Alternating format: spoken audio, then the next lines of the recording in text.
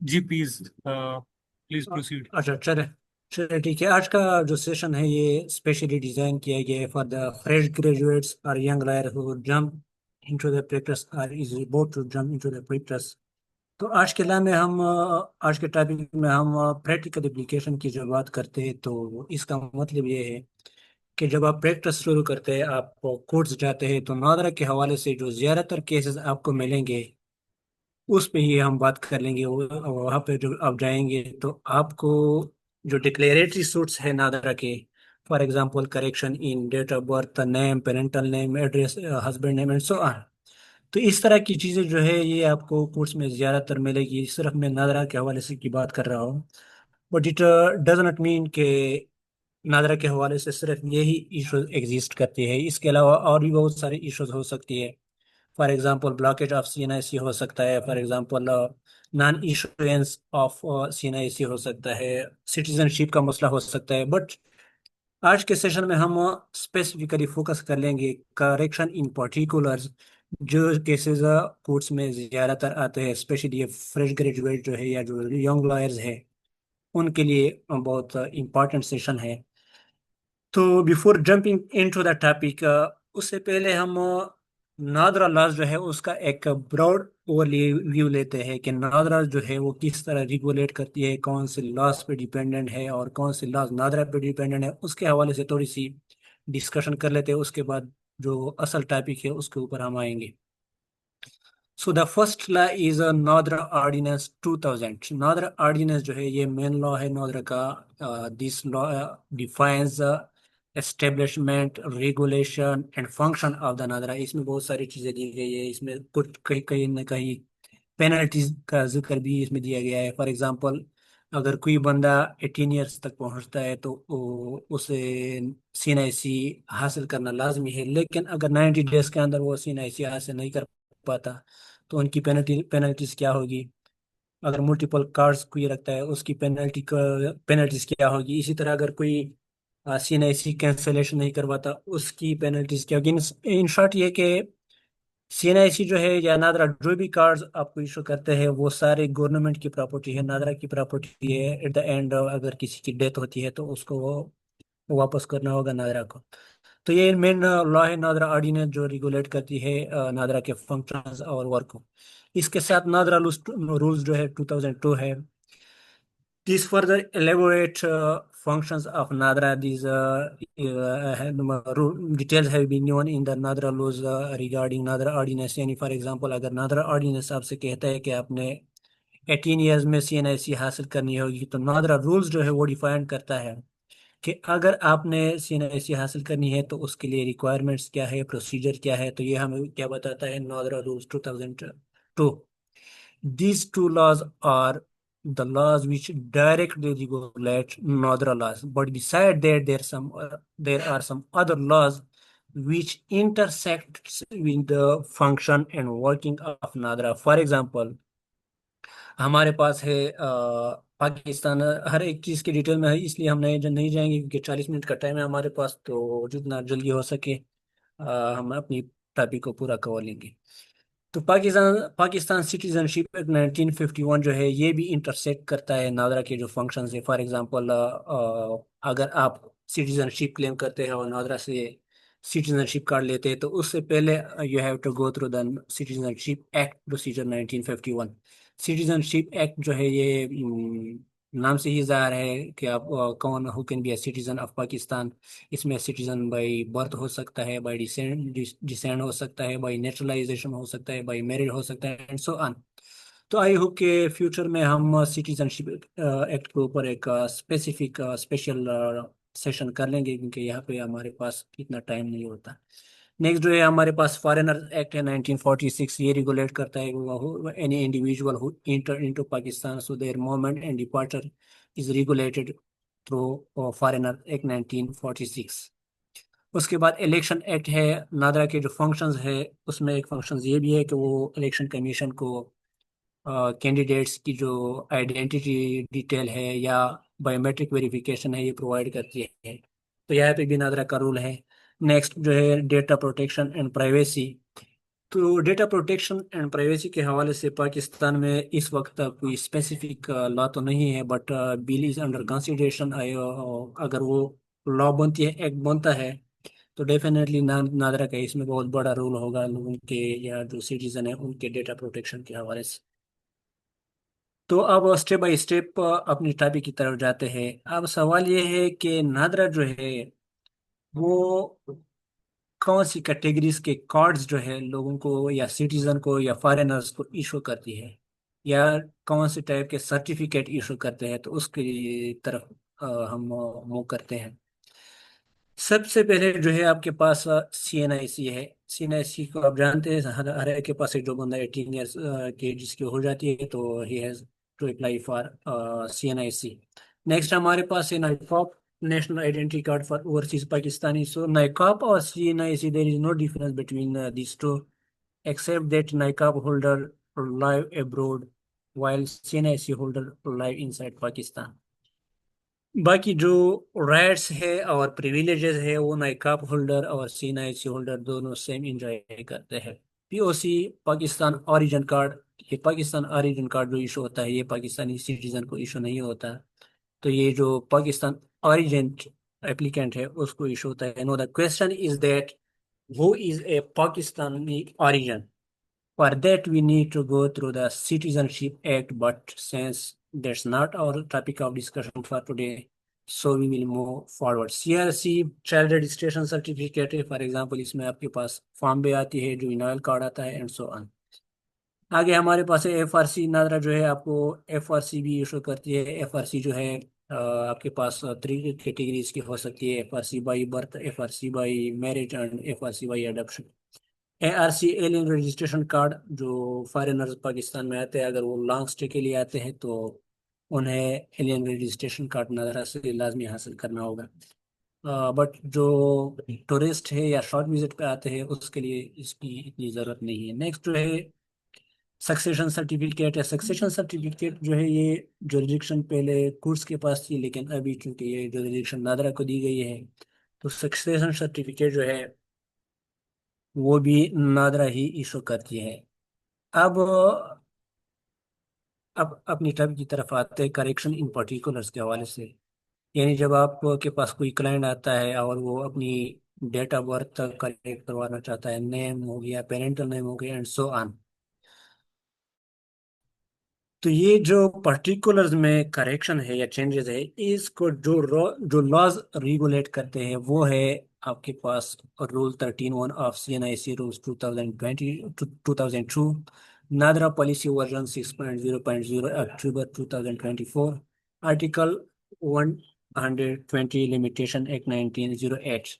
तो इस तरह के जो केसेस है इसकी जो लिमिटेशन है वो 6 ईयर्स होती है। बट However, अगर आपके पास justification है, then you can also submit a condonation of delay application along with the original suit। Four जो है हमारे पास section 42 of specific relief act है। तो जो सूट आप इंस्टीट्यूट कर रहे हैं करेक्शन के हवाले से, वो सूट डिक्लेरेटरी सूट होता है। तो वो डिक्लेरेटरी सूट कौन से सेक्शन के तहत हम इंस्टीट्यूट करते हैं, वो सेक्शन जो है वो section 42 of specific relief act है। अब आते हैं correction in date of birth. ये हमारा असल टॉपिक है। ये पहली जो चीज़ें थी वो हमने जल्दी जल्दी कवर कर ली, क्योंकि हम जो एक्चुअल टॉपिक है उसकी तरफ आना चाह रहे थे। तो हमारा जो एक्चुअल टॉपिक है वो correction in date of birth है। लेट्स सपोज आपके पास एक क्लाइंट आता है और वो आपसे कहता है कि जी मेरी जो डेट ऑफ बर्थ है उसमें करेक्शन करनी है या नेम में करेक्शन करनी है। तो आपने उस क्लाइंट को किस तरह से हैंडल करना है? सबसे पहला स्टेप आपका क्या होगा? आपका सबसे पहला स्टेप ये है कि check authenticity of all the documents that have been presented to you by your client. Client जिस डॉक्यूमेंट्स पे रिले कर रहा है आपके आपके पास आया है, तो डेफिनेटली उनके पास डॉक्यूमेंट्स भी होंगे। तो उन डॉक्यूमेंट्स की ऑथेंटिसिटी आप चेक कर ले, लाजमी चेक कर ले कि कोई फेक डॉक्यूमेंट या फैब्रिकेटेड चीज़ तो मेरा क्लाइंट नहीं लाया है। अपनी तरफ से भी उसे चेक कर ले और क्लाइंट से कोई भी क्वेश्चन पूछ ले, ये ज़रूरी चीज़ है। नेक्स्ट जो आपका स्टेप है, you have to study the case from all angles. आपने खुद को क्लियर करना होगा, केस ड्राफ्ट करने से पहले आपने खुद को क्लियर करना होगा कि केस के जितने भी एंगल्स है वो कवर हो। इससे आपको केस की स्ट्रेंथ और वीकनेस दोनों का पता चल जाएगा। अगर आप किसी चीज़ के ऊपर क्लियर नहीं है तो आप अपने क्लाइंट से पूछिए कि ये चीज़ के हवाले से आप क्या कहते हैं, तो वो आपको डिटेल देगा। कहने का मकसद ये है कि आपको सारी डिटेल का पता होना चाहिए। फॉर एग्जांपल, एजुकेशनल बैकग्राउंड आप अपने क्लाइंट से पूछ सकते हैं कि आपकी जो एजुकेशनल बैकग्राउंड है या नहीं है। फॉर एग्जांपल, आपने मैट्रिक एग्जामिनेशन पास किया है या नहीं। अगर उनके पास मैट्रिक सर्टिफिकेट है, in that scenario the case would become more complicated. आप उनसे पूछे कि जो आपके पास मैट्रिक सर्टिफिकेट है उसमें डेट ऑफ बर्थ क्या है और CNIC में डेट ऑफ बर्थ क्या है, उसको आप कंपेयर कर लें। नेक्स्ट, आप उनसे पूछे कि कहीं आप गवर्नमेंट सर्वेंट तो नहीं है या नहीं रहे हैं, क्योंकि अगर वो गवर्नमेंट सर्वेंट है तो गवर्नमेंट सर्वेंट का अब रिकॉर्ड भी होता है, उसका सर्विस बुक रिकॉर्ड वगैरह। तो उनसे पूछे कि उसमें आपकी डेट ऑफ बर्थ जो है वो क्या है, क्योंकि यहाँ पे हम सिर्फ डिस्कस कर रहे हैं correction in particular with NADRA. तो आप यानी CNIC में उसके पर्टिकुलर चेंज कर रहे हैं, तो बाकी चीज़ों के मुतालिक आपने उनसे पूछना होगा कि सर्विस रिकॉर्ड में आपकी डेट ऑफ बर्थ क्या है, क्या वो CNIC से अलग है या एक जैसी है। उसके बाद अननेचुरल गैप या अनरियलिस्टिक गैप के हवाले से ये बहुत मोस्ट इंपॉर्टेंट चीज़ है, बहुत ही मोस्ट इंपॉर्टेंट चीज़ है। ये आपने क्लियर करना होगा, चाहे आपके पास कितने ही ज़्यादा स्ट्रांग एविडेंस क्यों ना हो, चाहे birth certificate, medical certificate, service record, जो भी है। लेकिन अगर कहीं पे उस करेक्शन की वजह से अनरियलिस्टिक गैप का इशू आ रहा है, then you will not make your case. Court आपको रिलीफ नहीं देगी। फॉर एग्जांपल, आपका क्लाइंट कह रहा है कि मेरी जो डेट ऑफ बर्थ है वो 2010 नहीं है, 2015 है। अब वो आपके क्लाइंट का एक बच्चा है, उसकी जो डेट ऑफ बर्थ है वो 2025 है। तो अब इन दो यहाँ पे अन नेचुरल गैप गैप क्रिएट हो रहा है। बच्चे और बाप के बीच में, फादर के बीच में 10 साल का गैप आ रहा है, विच अनएक्सेप्टेबल इन मदर। तो ये चीज़ें आपने देखनी होगी। इसी तरह सिबलिंग्स के डेटा आप देके क्लाइंट से पूछिए कि अपने सिबलिंग्स का डेटा बताए। बेहतर तो ये है कि आप उनसे FRC मंगवाए, अगर उसके पास है नहीं, उसमें सारी डिटेल लिखी होती है। तो आप अपने क्लाइंट से पूछिए कि आपकी जो ब्रदर्स एंड सिस्टर्स है, सिबलिंग्स है, उनका डेटा प्रोवाइड कर दिया वो, और वो आपको उनके साथ कंपेयर कर दे कि कहीं अननेचुरल गैप या अनरियलिस्टिक गैप इशू तो नहीं कर रहा है। इसी तरह अगर कोई अपनी एज बढ़ाना चाहता है तो आप उनके पेरेंट्स की जो डेट ऑफ बर्थ है वो कंपेयर कर दिया आपस में, कि अगर इनका एज बढ़ गया, फॉर एग्जांपल करेक्ट हो गया, तो कहीं अपने पेरेंट्स के साथ इनका अनरियलिस्टिक या अननेचुरल गैप तो नहीं आ रहा है। तो इस सूरत में आप अगर आ रहा है तो you will not make out a case. Other details check कर ले। Each case is to be determined according to its own circumstances. तो आपने उसी केस के मुताबिक ही देखना होगा। फॉर एग्जांपल, अगर वो बर्थ सर्टिफिकेट लाया है या मेडिकल सर्टिफिकेट लाया लाया है या मैट्रिक सर्टिफिकेट लाया है, तो आप वहाँ पे डेट ऑफ बर्थ भी चेक कर ले, डेट ऑफ इशू भी चेक कर ले कि कब ये डॉक्यूमेंट्स इशू किए गए। फॉर एग्जांपल, शुरू में मेरे पास एक केस आया था। एक बच्चा था, उसकी जो डेट ऑफ बर्थ थी वो 2010 थी बॉम्बे में। लेकिन अ, वो मांग रहा था कि मेरी जो डेट ऑफ बर्थ है वो 2012 है। उन्होंने बर्थ सर्टिफिकेट भी बनवा के दिया था, उन्होंने मेडिकल भी करवाया था, वहाँ पे भी उसकी डेट ऑफ बर्थ 2012 थी। तो ये बहुत स्ट्रांग एविडेंस थी, इस पे उन्हें डेफिनेटली रिलीफ मिल सकता था। लेकिन जब मैंने उसकी जो फॉर्म बे है वहाँ पे डेट ऑफ इशू को चेक किया, तो वो फॉर्म बे जो थी वो 2010 में इशू हुई थी। आप फॉर्म बे में उसकी जो डेट ऑफ बर्थ है वो भी 2010 है और इशू भी 2010 को हुई है। लेकिन वो कह रहा है कि बर्थ सर्टिफिकेट के मुताबिक मेरी डेट ऑफ बर्थ 2012 है। अब सवाल ये है कि चलिए जी ठीक है, हम मान लेते हैं कि आपकी जो डेट ऑफ बर्थ है वो 2012 है, बट 2010 में ये फॉर्म बे किसको इशू हो गई है, ये किसकी, ये कौन था? उस टाइम तो आप पैदा नहीं हुए थे। तो ये चीज़ें आपने लाजमी देखनी है। हर एक केस की जो अपनी अपनी डिटेल्स होती है, अपनी अपनी सर्कमस्टांसेस होते हैं, उन चीज़ों को आपने कवर करना होता है। अब आते हैं केस के फैक्ट्स को आप समझ गए, केस को आपने स्टडी किया। नेक्स्ट स्टेप आपका आता है ड्राफ्टिंग। बेहतर ये है कि सूट की जो ड्राफ्टिंग है वो आप खुद कर लें, इससे आपके स्किल्स और आपकी जो नॉलेज है वो दोनों इम्प्रूव हो जाएगी।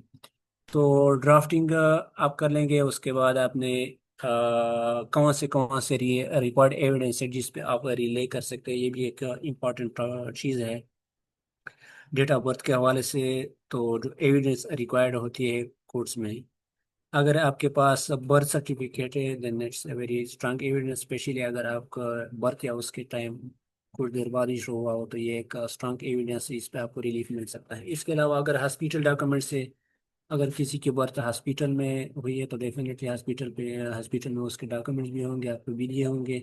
तो ये भी एक स्ट्रांग एविडेंस है, इस पे भी आप रिले कर सकते हैं, यहाँ पे भी आपको रिलीफ मिल सकता है। मैट्रिक सर्टिफिकेट नेक्स्ट आता है, ये भी एक स्ट्रांगेस्ट फॉर्म ऑफ एविडेंस है। अगर आपके पास मैट्रिक सर्टिफिकेट है, उसी की बेस पे आप CNIC या फॉर्म वगैरह में अपनी डेट ऑफ बर्थ चेंज करवाना चाहता है या करेक्ट करवाना चाहता है, तो ये एक स्ट्रांग एविडेंस है। बट कंडीशन इज दैट आपने ये चेक करना होगा कि ये जो मैट्रिक है, आया आपके क्लाइंट ने matric examination as a private candidate pass किया है या as a regular candidate pass किया है। अगर एज ए रेगुलर कैंडिडेट उन्होंने एग्जाम दिया है, that's well, matric certificate is enough, there is no issue. लेकिन अगर उन्होंने as a private candidate matric examination pass किया, in that case only metric certificate would not be sufficient. You need a corroborative evidence in order to bring the correction according to your metric certificate. इसकी वजह यह है कि जब कोई candidate matric pass करता है एज ए प्राइवेट स्टूडेंट, तो वो अपनी तरफ से बोर्ड को एक फॉर्म भेजता है, उसमें जो आप उनकी मर्जी वही डेट ऑफ बर्थ लिख लेता है। हो सकता है कि वो 2 साल अपनी एज कम लिख ले, तो इसलिए कुछ इस पे रिले नहीं करती, कोलैबोरेटिव एविडेंस लाजमी है। फोर्थ फॉर्म ऑफ जो है स्ट्रांगेस्ट एविडेंस में, अननेचुरल गैप या अनरियलिस्टिक गैप, ये एक स्ट्रांगेस्ट एविडेंस है आपके पास।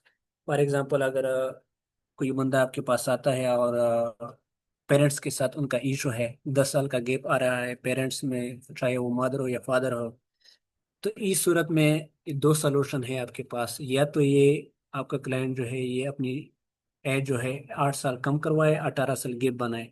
बाय डिफॉल्ट नादरा के पास जो इंटर करते हैं वो 18 साल गैप है, लेकिन 16 मिनिमम 16 ईयर रिक्वायर्ड है। इसमें जो अमेंडमेंट हुई है उसमें 18 ईयर्स कर दिया गया है, लेकिन उसका चूंकि रेट्रोस्पेक्टिव इफेक्ट नहीं है आपके पास, क्लाइंट तो पुराने आएंगे। तो 2 सॉल्यूशंस है आपके पास, एक तो ये कि उनकी एज 8 साल कम करवाए, तो इसी तरह जो 10 ईयर्स का गैप है वो 18 ईयर्स का हो जाएगा और उनका इशू सॉल्व हो जाएगा। या फिर आप ऐसा कर ले कि उनके पेरेंट्स का जो, चाहे मदर है या फादर है, उनकी 8 साल एज बढ़ाए, तो उस सूरत में भी उनका मसला हो सकता है। तो यहाँ पे आपके पास 2 तरह के सोल्यूशन हो सकती है। इसके अलावा जो सिबलिंग्स है, अगर उनके बीच में अनरियलिस्टिक अननेचुरल गैप का इशू हो, फॉर एग्जांपल किसी भाई बहन या भाई भाई ब्रदर्स के बीच में 2 मंथ का फसला फर्क है या 1 मंथ का फर्क है, तो ये भी एक अनरियलिस्टिक गैप है। इसको भी आप एज ए स्ट्रांग एविडेंस बना सकते हो। मिनिमम एज जो है नादरा में वो 9 महीने होना चाहिए, तो अगर 9 महीने से कम है तो उस पर भी आप रिले कर सकते हैं। फिर जो स्ट्रांगेस्ट एविडेंस आपके पास हो सकती है वो है सर्विस बुक। अगर सर्विस रिकॉर्ड में आपके क्लाइंट की जो डेट ऑफ बर्थ है वो अलग है और CNIC में अलग है, तो सर्विस रिकॉर्ड के बेस पे आपको रिलीफ ले सकते हैं, इस पे भी कुछ स्ट्रांग रिले करती है। इसके अलावा स्कूल रिकॉर्ड है, अगर बाज़ औक़ात तो लोग अपनी एजुकेशन कंप्लीट नहीं कर पाते मैट्रिक तक, कोई 5th ग्रेड में छूट देता है और कोई 8th में या 7th में, इस तरह के। लेकिन अगर स्कूल का रिकॉर्ड मौजूद है, for example school leaving certificate है या एडमिशन फॉर्म है या रजिस्टर विड्रॉल है जिसे हम दाखिला खारिज कहते हैं, अगर वो मौजूद है तो उस पे भी आप रिले कर सकते हैं। But the question is that such kind of record must be genuine. वो रिकॉर्ड जेन्युइन होना चाहिए, अथेंटिक होना चाहिए, उसमें किसी टाइप की फेब्रिकेशन नहीं होना चाहिए और राइटिंग नहीं होनी चाहिए, रिमूवल या इरेजर ये चीज़ें नहीं होनी चाहिए, तब कोड उस पर रिले कर सकती है। उसके बाद हमारे पास आता है मेडिकल सर्टिफिकेट। मेडिकल सर्टिफिकेट जो है ये एक फॉर्म ऑफ एविडेंस है, लेकिन अगर किसी बच्चे की एज जो है वो 22-23 ईयर्स है, तो उस सूरत में एक स्ट्रांग एविडेंस बन सकती है। अगर आप क्रिमिनल केसेस में देखें तो जब कोई एक्यूज खुद को जुवेनाइल क्लेम करता है कि मैं जुवेनाइल हूँ, जुवेनाइल था at the time of commission of offence, तो कोर्ट जो है वो मेडिकल बोर्ड के लिए रिफर करती है एवं उनके पास सीएनआईसी भी होती है। लेकिन मेडिकल बोर्ड को फिर भी वो रिफर करते हैं, और अगर उसकी एज प्रेजेंट एज से कम होती है तो उसको कंसीडर किया जाता है मेडिकल सर्टिफिकेट को। लेकिन अगर किसी की एज 25 ईयर से ऊपर है, तो चूंकि यहाँ पे ऑसिफिकेशन टेस्ट होता है, जाइंट्स जो है वो आपस में मिले होते हैं, तो उस सूरत में अगर 25 ईयर से ज़्यादा है, 30 साल का है कोई बंदा, 50 साल का है, तो यहाँ पे it would be difficult for the medical board और doctors to determine accurate age of the applicant और योर क्लाइंट, क्योंकि यहाँ पे वेरिएशन 3 to 5 ईयर्स की वेरिएशन हो सकती है, देयरफॉर एक्यूरेसी इसमें बहुत कम होती है। तो ये एक एविडेंस है, बट एक वीक फॉर्म ऑफ एविडेंस।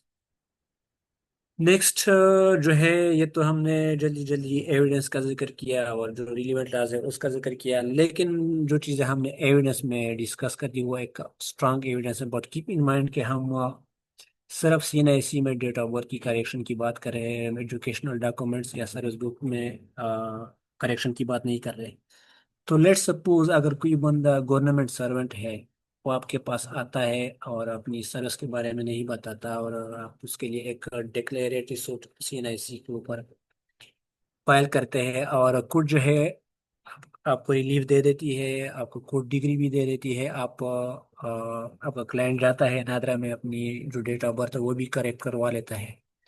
लेकिन उधर उनका गवर्नमेंट सर्वेंट, चूंकि ये गवर्नमेंट सर्वेंट है तो सर्वेंट रिकॉर्ड भी है। अब अगर ये बंदा अपने डिपार्टमेंट में जाता है कि मैंने बजरे कोर्ट अपनी सीएनआईसी में करेक्शन की है, लिहाजा आप भी मेरे जो सर्विस रिकॉर्ड है या सर्विस बुक है उसमें भी चेंजेस कर ले, तो क्या डिपार्टमेंट अलाउ करेगी या नहीं करेगी?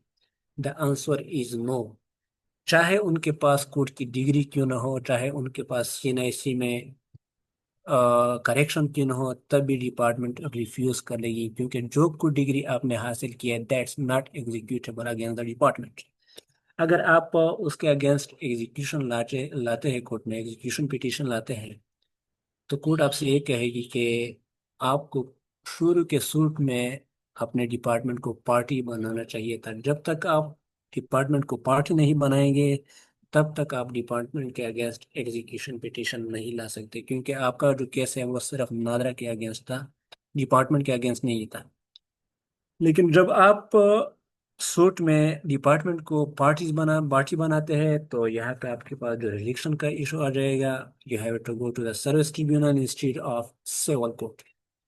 तो इसलिए आप डिपार्टमेंट के अगेंस्ट ये क्लेम नहीं कर सकते।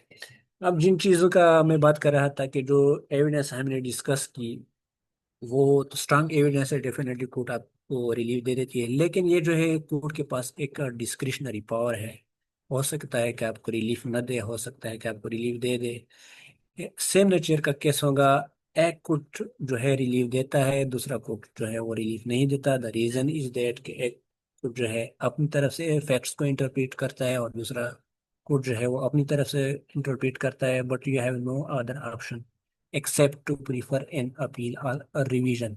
इसलिए कहते हैं कि a good lawyer knows the law, a great lawyer knows the जज। तो जब आप कोर्ट्स को समझेंगे, जजेस को समझेंगे, तो आपको शुरू में ही पता चल जाएगा कि मेरे केस का फैक्ट क्या होगा। ये मैं बहुत ही प्रैक्टिकल चीज़ है आप लोगों को बता रहा हूँ जो नए नए प्रैक्टिस में आए हैं।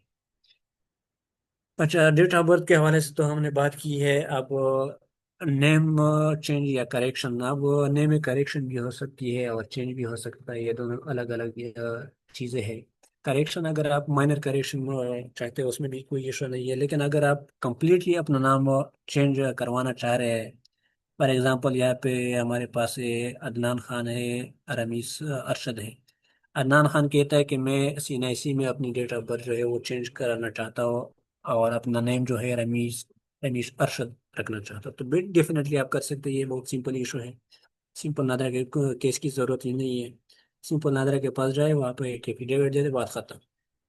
लेकिन जब पेरेंटल नेम्स की बात आती है, then the case become more complicated. यहाँ पे इनहेरिटेंस का मसला हो सकता है, जायदाद का मसला हो सकता है, यहाँ पे इलिजिटिमेसी का मसला हो सकता है, लेजिटिमेसी या इलिजिटिमेसी का मसला हो सकता है। तो कोर्ट इसको बहुत डीप देखती है। Character correction in parental name है उसके लिए जो आपकी ये पास हमारे पास जो एविडेंस की बात है कि हमारे पास ओरल एविडेंस होती है और एक होती है हमारे पास documentary evidence. Definitely documentary evidence का जो वेटेज है वो बहुत ही ज्यादा है, लेकिन इस तरह के केसेस में लाइक पेरेंटल नेम करेक्शन, तो यहाँ पे ओरल एविडेंस जो है वो बहुत इंपॉर्टेंट है instead of documentary evidence. Oral evidence means कि जो पेरेंट्स आप क्लेम कर रहे हैं कि ये जो है मेरे एक्चुअल पेरेंट्स से फादर है या मदर है या दोनों है, दोनों को आप चेंज करवाना चाह रहे हैं, तो उनकी आप स्टेटमेंट रिकॉर्ड करवाए, उसमें लाए उनकी स्टेटमेंट करवाए, वो वेरीफाई करे कि जी बिल्कुल ये मेरा बेटा है और इनके जो CNIC में हमारे नेम से वो गलत लिखे गए हैं। या अपने सिबलिंग्स, आपके सिबलिंग्स होंगे जो आपके एक्चुअल पेरेंट्स से जो आप मांग रहे हैं जिनकी CNIC की डिटेल उसी के साथ है, तो आप उसको भी कोर्ट्स में ला सकते हैं और उसकी भी स्टेटमेंट रिकॉर्ड करवा सकते हैं। इन केस अगर पेरेंट्स जो है उनकी डेथ हो चुकी है तो आप बिल्कुल डेथ सर्टिफिकेट बनवाए और अपने सिबलिंग्स के जो स्टेटमेंट्स है वो रिकॉर्ड करवाए। लेकिन बाज़ औक़ात ऐसे केसेस भी आते हैं जिसमें बंदे के पास ना उनके पेरेंट्स अलाउ होते हैं, ना उनकी सिबलिंग्स होती है, ना उनके अंकल्स होते हैं वगैरह वगैरह। तो ये इस तरह की केसेस काफ़ी कॉम्प्लिकेटेड हो जाती हैं। डेथ सर्टिफिकेट तो आप बना ही लेंगे, वो तो आप बना सकते हैं। तो डेथ सर्टिफिकेट के साथ आप के जो जानने वाले हैं, जो जितने भी करो क्लोज ब्लड रिलेटिव्स हैं, उनकी आप स्टेटमेंट रिकॉर्ड करवा सकते हैं। तकरीबन कम से कम आप कम से कम दो बंदे की स्टेटमेंट जरूर रिकॉर्ड करवाएं। नेक्स्ट जो है हमारे पास चेंज ऑफ एड्रेसेस है। तो एड्रेसेस जो है चाहे वो टेम्पररी है या चाहे वो परमानेंट आप चेंज करवाना चाहता है, नादरा ने जो पॉलिसी दी है वर्जन दी है 2024 का, दोनों के लिए कंडीशन तकरीबन एक जैसी ही है। अगर आपका कोई ब्लड ब्लड रिलेटिव है, अ, उसकी जो एड्रेस है वो अलग है, आपकी अलग है, और आप अपने ब्लड रिलेटिव का एड्रेस चाहते हैं, तो वो आपके लिए फिंगरप्रिंट बायोमेट्रिक वेरिफिकेशन करवाए, बात खत्म हो जाती है। या आपके स्पोज का एड्रेस आप चाहते हैं, जो आपके स्पोज है उनके एड्रेस पे आप अपनी CNIC में कन्वर्ट करना चाहते हैं, तो वो भी आप कर सकते हैं, वो भी आपके लिए बायोमेट्रिक कर सकती है। इसके अलावा अगर आपके पास यूटिलिटी बिल्स है, फॉर एग्जांपल आपके पास इलेक्ट्रिसिटी है, gas bill and so on, अगर इस तरह के बिल्स है जहाँ पे आपका करेक्ट एड्रेस शो हो रहा हो जिसे आप क्लेम करते हैं, तो इसी बेस पर भी आप कर सकते हैं। प्रॉपर्टी डॉक्यूमेंट्स भी आपके पास हो सकती है, फॉर एग्जांपल रेंटल डीड भी आपके पास हो सकता है। कहने का मकसद ये है कि आपने ऐसी चीज़ देनी है जिससे ये साबित हो कि जो एड्रेस आप मांग रहे हैं वहाँ पे आप रिजाइड कर रहे हैं। तो ये जो थी मैंने काफ़ी जल्दी जल्दी सेशन को कवर करने की कोशिश की। मैंने सोचा कि शायद हमारे पास टाइम नहीं होगा। यहाँ पे अगर किसी का कोई क्वेश्चन है तो प्लीज़ काइंडली आप लोग कर सकते हैं।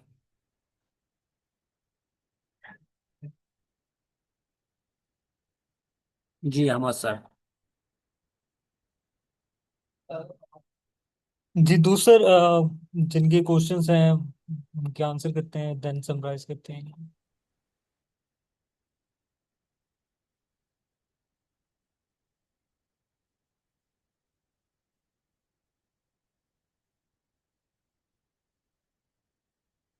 जी। अच्छा, कमेंट बॉक्स में if you can see we do have one question regarding the जी। procedure inside the court.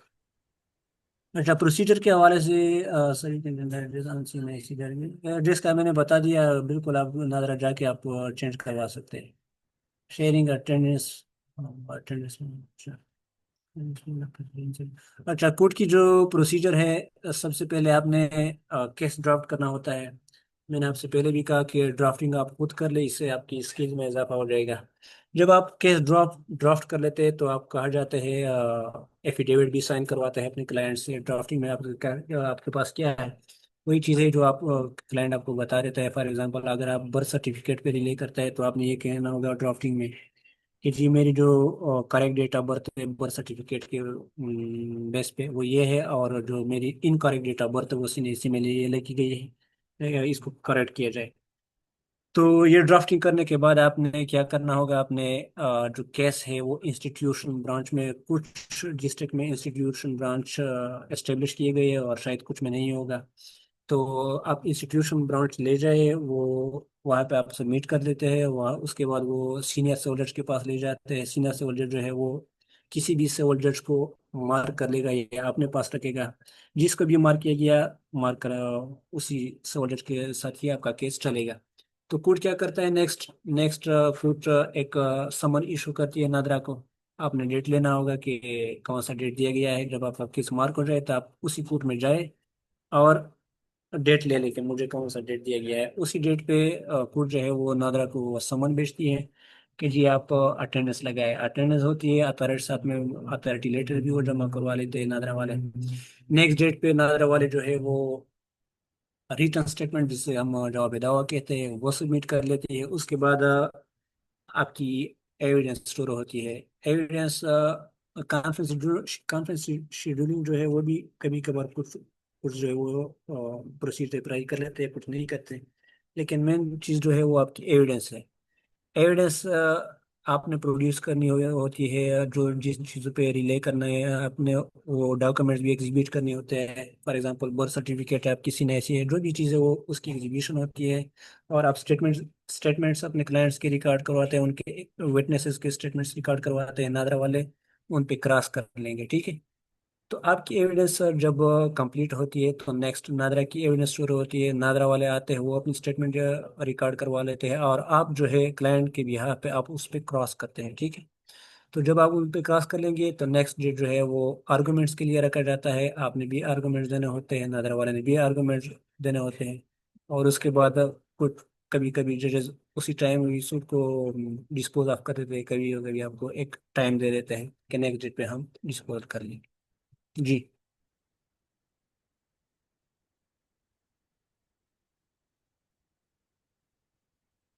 अच्छा, CNIC blockage how and in which cases. तो CNIC ब्लॉकेज के काफ़ी रीज़न हो सकते हैं। फॉर एग्जांपल अगर हम क्रिमिनल केसेस में जाए तो ज़्यादातर केसेस में कोर्ट्स जो है वो CNIC एक्यूज के ब्लॉक करते हैं ना। ऑर्डर नादरा को ऑर्डर देती है कि इनके CNIC ब्लॉक करवा दे, तो वो कहीं भी नहीं जा सकता। मोस्टली वो एयरपोर्ट पे पकड़े जाते हैं ऐसे एक्यूज जिनकी CNIC कोर्ट की तरफ से ब्लॉक हो जाती है। तो वहाँ पे भी CNIC की ब्लॉक हो सकती है। फैमिली केसेस में या सिविल केसेस में जब एग्जीक्यूशन पिटीशन कोई दायर करता है और वो जो है एक चाहे वो एक्यूज है या वो डिफॉल्ट जजमेंट डेप्टर है वो नहीं आता, तो एट द एंड कोर्ट उसकी CNIC अक्सर केसेस में, स्पेशली फैमिली केसेस में ब्लॉक कर देती है। इसके अलावा नादरा अपनी तरफ से भी कभी कभी ऐसे CNIC ब्लॉक करती है जब स्पेशली अभी कोई इशू अराइज हुआ है अफगान रिफ्यूजीज का। तो ज़्यादातर लोगों ने स्पेशली खैबर पख्तूनख्वा में ऐसे लोगों को अपने फैमिली ट्रीज में इंटर किया होता है, जो कि जिसका कोई डेटा कोई इंफॉर्मेशन नहीं होती। मोस्टली वो अफगान सिटीजन ही होते हैं, तो उसी बेस पर उनकी किसी की भी CNIC ब्लॉक हो सकती है।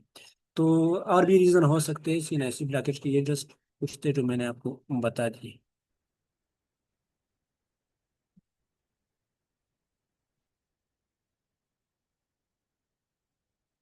क्रिमिनल केसेस में जजमेंट्स एक है नहीं, बहुत ज़्यादा है। तो वो मैं इंशाल्लाह मैं एक पूरा उसको कंपाइल करके हमारे साहब के थ्रू ग्रुप में शेयर करवा दूंगा।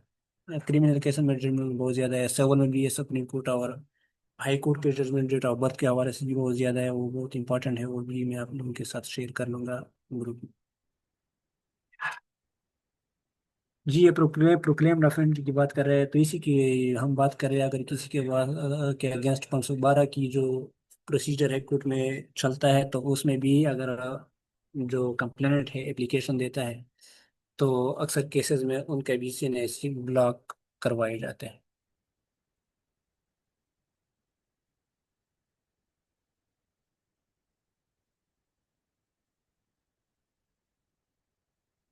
जी, और किसी का कोई क्वेश्चन हो?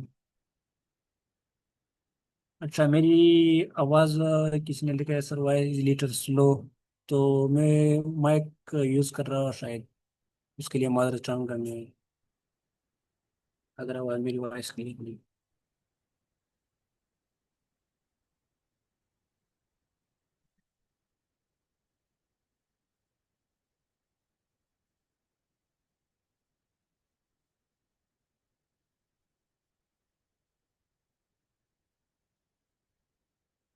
जी ठीक है दोस्त sir, thank you so much for your time and thank you insights. So much. We thank you so can much. Definitely. अगर मेरी मेरी वॉइस क्लियर नहीं है, मुझे तो अपनी वॉइस सुनाई नहीं दे रही है, तो मैं माजरत चाहूँगा। नहीं, your thank voice you was so much. Clear, audible. हाँ, thank you so much. Thank you everyone okay, for Allah joining हाफिज़। अस। अल्लाह हाफिज।